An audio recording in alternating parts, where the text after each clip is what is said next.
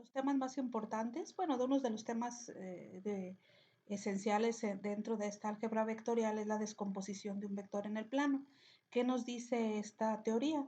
Dice que si se coloca el punto inicial del vector A en el origen de un sistema de coordenadas, aquí en el origen de coordenadas rectangulares, entonces el vector A, en este caso, queda determinado por las coordenadas rectangulares AX y AY. Las coordenadas, en este caso estas que estamos viendo aquí, estas del punto final. Por lo tanto, un vector en el plano se define como un par ordenado de ese vector con su componente en X y su componente en Y, como lo tenemos aquí. La componente en Y de ese vector y la componente en X de ese vector, donde AX y AY se llaman componentes del vector A con respecto al sistema de coordenadas dado. Entonces, esta es la manera en que se representa gráficamente.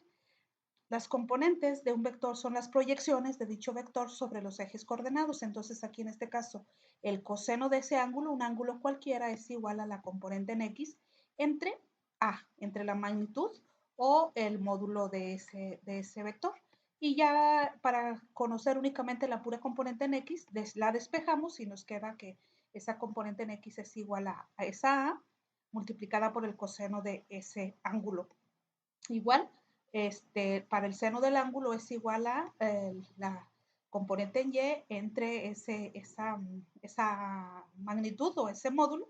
Y si queremos saber únicamente la componente en Y, pues es únicamente despejar la que está aquí dividiendo, pues la pasamos multiplicando y queda de esa forma. Todo vector se expresa como la suma vectorial de sus componentes, es decir, como la suma vectorial de la componente en A más la componente en Y cuando es en dos dimensiones. Existe una gran cantidad de sistemas de coordenadas posible, de modo que un mismo vector tiene diferentes componentes en diferentes tipos de sistemas.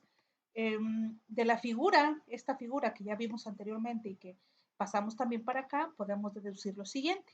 El inciso A, que el módulo magnitud de un vector en función de sus componentes es ese módulo, es igual a la raíz cuadrada de la componente en X, X al cuadrado más la componente en Y al cuadrado. Fórmula sencilla y fácil de utilizar.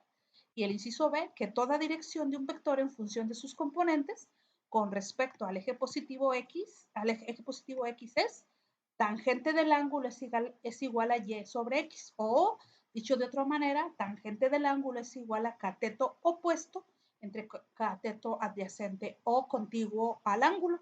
Y ya para obtener el valor del ángulo, pues únicamente despejamos ese ángulo de esta parte. Por eso nos queda el ángulo igual aquí, a tangente a la menos 1 de Y sobre X, o de cateto opuesto entre cateto adyacente. De esta manera, se deduce que un vector queda determinado de dos modos. El inciso, conociendo sus dos componentes, o en su defecto, conociendo el módulo y un ángulo con relación a un eje cualquiera. Entonces, cualquiera de esas dos, cuestiones nos pueden ayudar para determinar ese vector.